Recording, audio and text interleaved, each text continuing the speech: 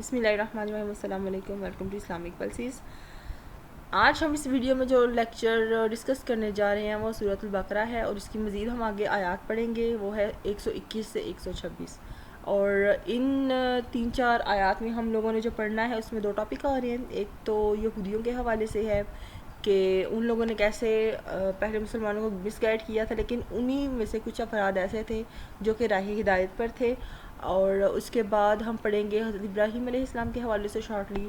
تو آج کا لیکچر ہم سٹارٹ کرتے ہیں.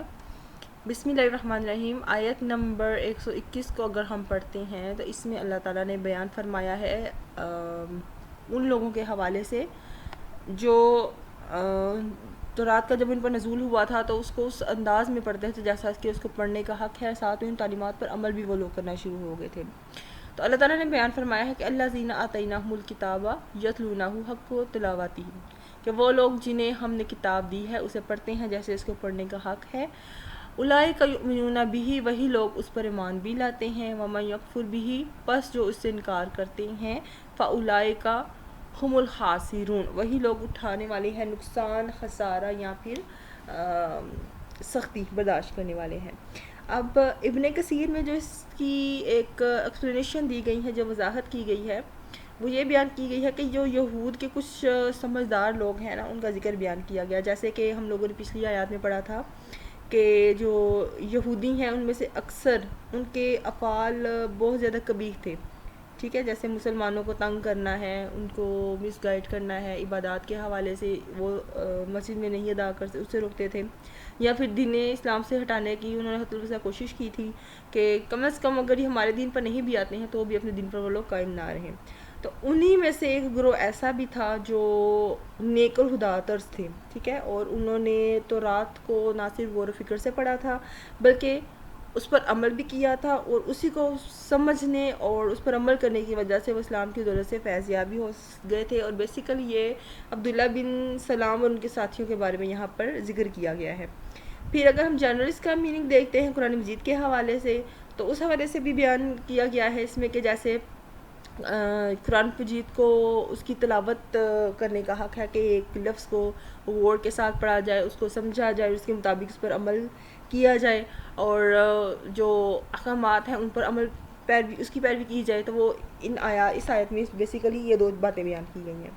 پھر اگلی ہم آیت دیکھتے ہیں، آیت نمبر 122. تو اس میں جو اللہ تعالیٰ نے بیان فرمایا ہے وہ بنی اسرائیل کے حوالے سے ہے.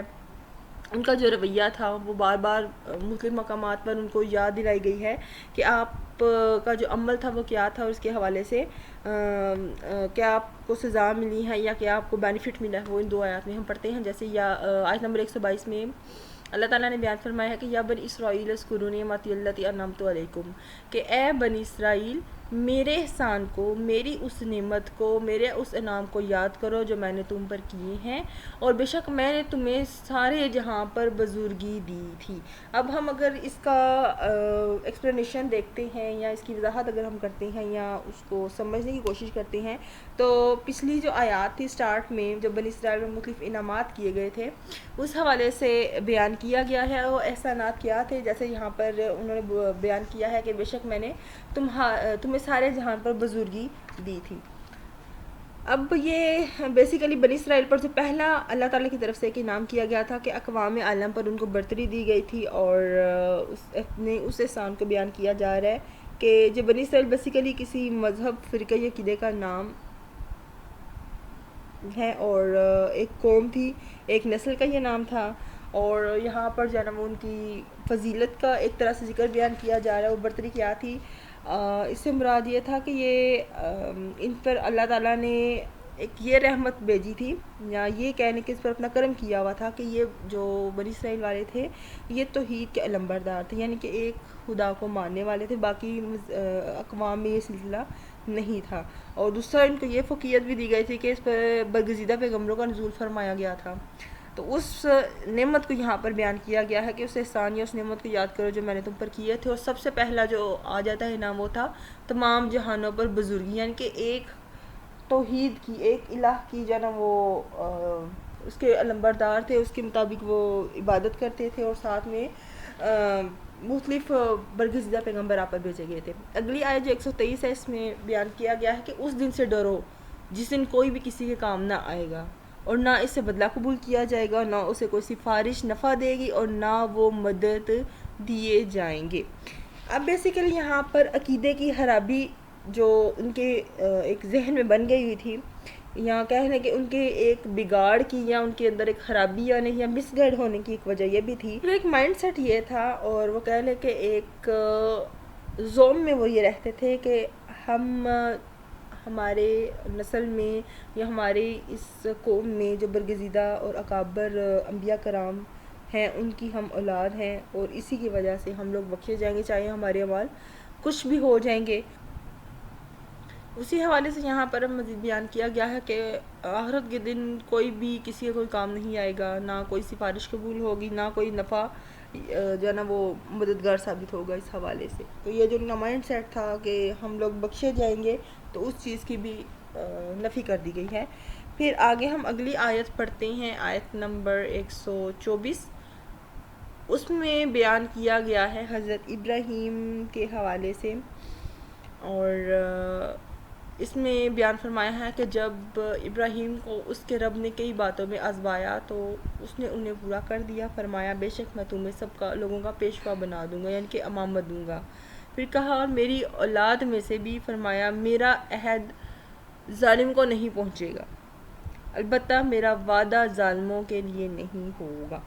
اب بیسیکلی یہاں پر ایک اہل کتاب کو وارننگ دی جا رہی ہے، ان کو تنبیہ کیا گیا ہے کہ جو پیچھے ان کے افعال بد تھے، ٹھیک ہے، ان کی وجہ سے تم لوگ یعنی کہ یہودی جو ہیں وہ ظالم ٹھہرائے جاتے تھے.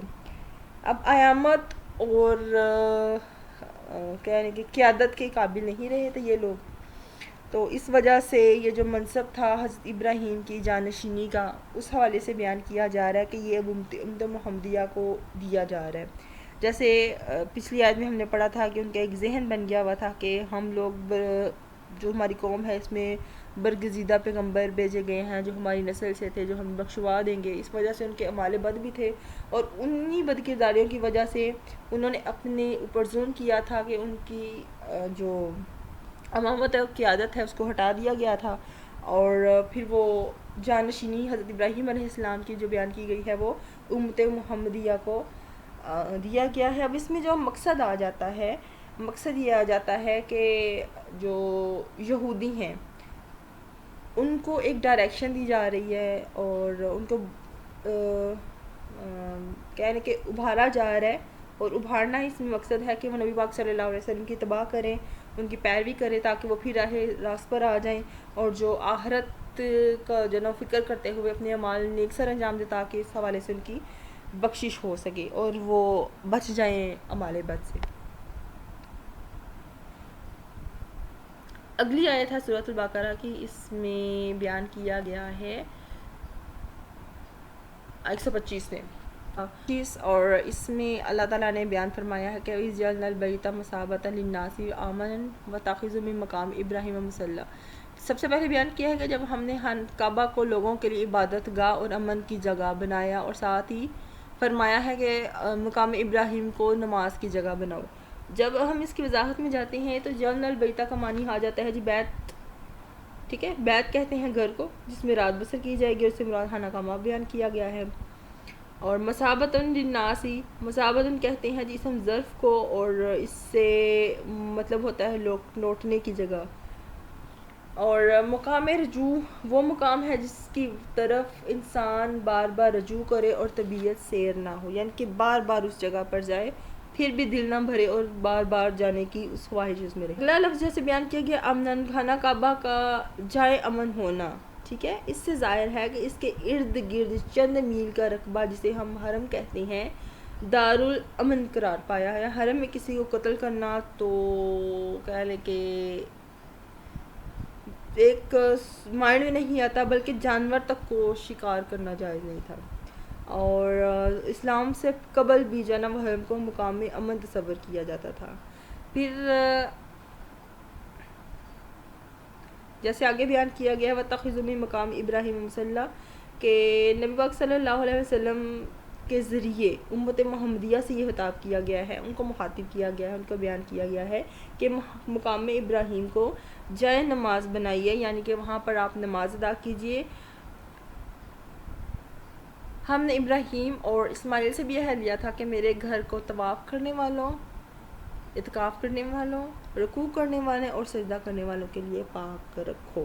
اب یہاں پر طاہرہ بیتی، اس کے بارے میں جو بیان کیا گیا ہے یا جس کی وضاحت کی گئی ہے، پاک رکھنے سے مراد یہ نہیں ہوگا کہ ہم نے صرف صاف صفائی کر دی ہے، جو کوڑا وغیرہ ہے اس سے پاک رکھا ہے، بلکہ یہاں پر پاک رکھنے سے مراد ہے کہ جو اللہ تعالیٰ کا گھر ہے اس میں اللہ تعالیٰ کے نام کے سوا کسی اور کا نام بلند نہ کیا جائے، بلکہ اسی کو الہ مانتے ہوئے اسی سے حاجت روائی کی جائے، اسی کے سامنے فریاد کی جائے اور اسی کو اپنا مالک اور معبود سمجھا جائے، تو اس لحاظ سے اس کو گندہ نہ کیا جائے۔ ٹھیک ہے جی۔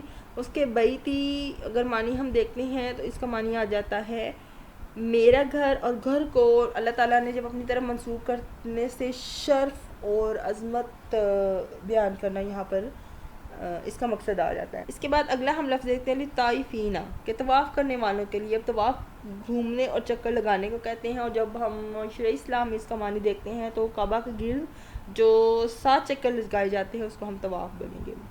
اگلا لفظ آ جاتا ہے جی والعاکفین، یعنی کہ اعتکاف کرنے والے، کسی جگہ کے قیام کو تعظیماً لازم کر لینے کو عکوف کہتے ہیں، اور شرع اسلام میں مسجد کے اندر عبادت کی نیت سے کسی مدت کے لیے قیام کرنے والے کو اعتکاف میں بیٹھنا کہتے ہیں، یا جو قیام کیا جائے گا اس کو ہم اعتکاف بولیں گے۔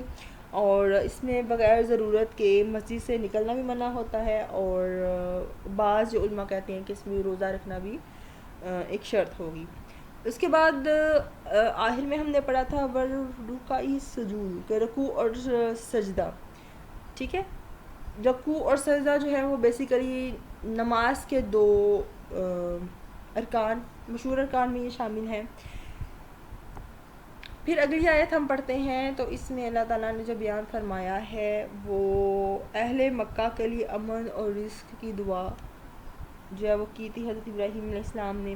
جیسے اس آیت کا ہم اگر ترجمہ دیکھتے ہیں تو اللہ تعالیٰ نے بیان فرمایا ہے کہ جب ابراہیم علیہ السلام نے کہا کہ اے میرے رب اسے امن کا شہر بنا دے اور اس کے رہنے والوں کو پھلوں سے رزق دے، جو کوئی ان میں سے اللہ اور قیامت کے دن پر ایمان لائے، فرمایا اور جو کافر ہوگا سو اسے بھی تھوڑا سا فائدہ پہنچاؤں گا، پھر اسے دوزخ کے عذاب میں دھکیل دوں گا اور وہ برا ٹھکانہ ہے۔ اب یہاں پر آیت نمبر 126 میں ہم لوگ دیکھتے ہیں وارزق اہلہ، کہ حضرت ابراہیم نے جو دعا کی تھی اللہ تعالیٰ کی بارگاہ میں کہ حرم کعبہ کو بامن بنا دے اور اس کے رہنے والوں کو پھلوں کا رزق عطا کرے۔